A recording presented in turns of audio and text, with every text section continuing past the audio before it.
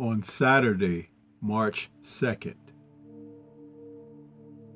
Unified and former undisputed featherweight champion Amanda Serrano will take on Nina Meinke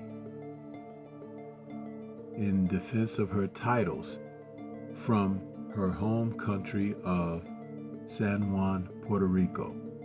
Let's talk about it.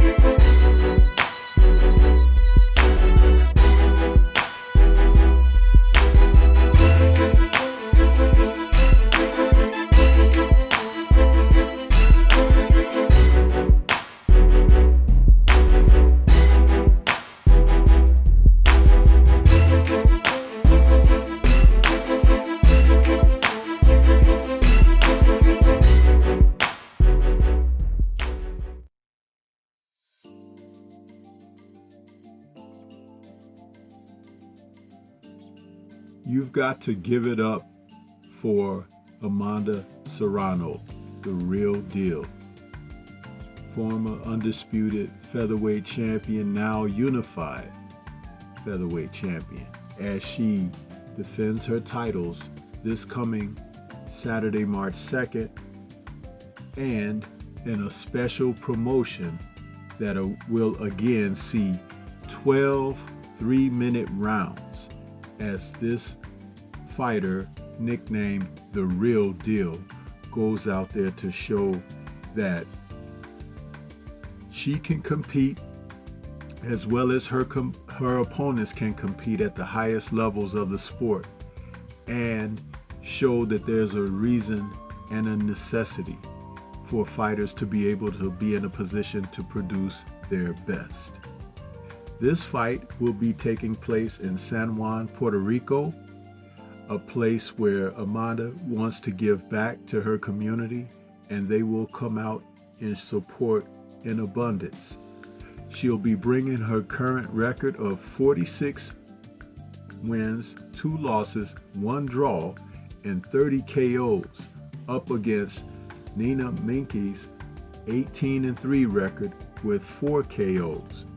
The interesting thing about these 2 women competing is that Meinke, who's coming in age 30 and a southpaw, being 1.5 inches taller than Amanda, she is a veteran from Germany who has fought the likes of Katie Taylor and Sarah Mahmoud and Edith Matisse. She's a fighter that is very spirited and a quick-handed southpaw who competes to the best of her abilities. She's very active and mobile. She's not afraid of contact, even though she doesn't have the staunchest power as far as punching. She is a skillful fighter. She keeps her guard up very well. She's typically overwhelmed by stronger fighters who have the physicality, but she's game. What I like about the films that I studied on Meinke is that she will fight until the final bell. She's coming off a succession of victories that see her over her last 6 fights have victories, including 1 TKO in March of 2023 against Angela Canizaro. Now, as far as the real deal, she's coming in and she is a power punching southpaw, noted for knocking opponents out pretty much earlier in her career, Amanda Serrano has also shown boxing skill. And over her past 7 fights, she hasn't scored a knockout. Her last knockout was in March of 2021. Now, it's going to be interesting because as this fight goes on, the 12 3-minute rounds are going to serve Serrano tremendously. She's a fighter that will use the time to break her opponent down and not have to be in a rush to get the job done. Her split decision loss back in April of 2022 to Katie Taylor mars her most recent record inside of 6 fights, but there was supposed to be a rematch, and then she suffered an injury, so the rematch got postponed and not rescheduled. Maybe they still will meet again, who knows. But let's get back to Meinke. She is a game fighter. She's very spirited, as I said. She's brave. She will get in there and she will mix it up. She's not going to run from Amanda, but she's going to try to outbox her. I do believe that in the exchanges, because they're both southpaws, we might see a clash of heads. We may even see some cuts because of them being on the same side in their position. And southpaw fighters are not typically fighting southpaws. They're usually fighting orthodox fighters. That doesn't mean that there are not enough southpaws out there.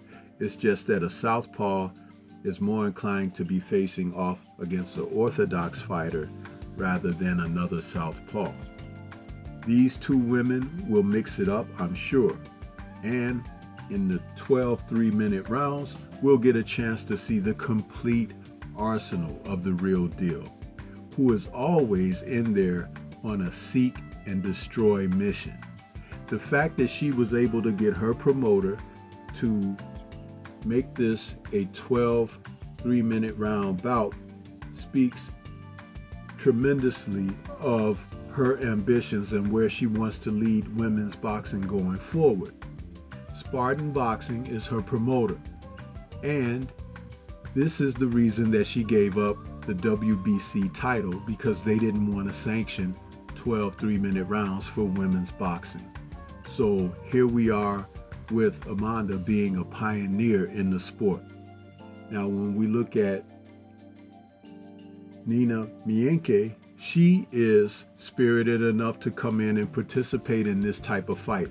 Win, lose, or draw, she wants to be a part of making history.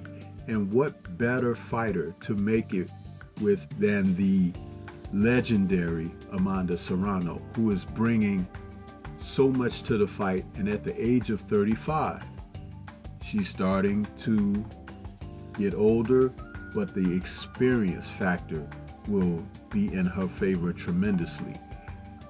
Amanda is the type of fighter that the 3-minute rounds would have served her so much better earlier in her career, because she wouldn't have to rush to blow her opponents out of there. Now she can take her time, she can pick her shots, and it's going to be interesting how she goes about her work. I just hope that she doesn't get overzealous because of her hometown crowd, but I do expect Amanda to defend her titles and come out with a clean-cut victory, and we very well may see her with her first stoppage in over 3 years. That would be exciting. That would be a plus for the audience in attendance, and what a statement would it make for, again, the historical aspect of the minutes and the round limits for this particular fight. I hope that you are able to tune in and watch this fight. It is going to be broadcast on Dazn, and I expect nothing but a really solid victory for Amanda Serrano.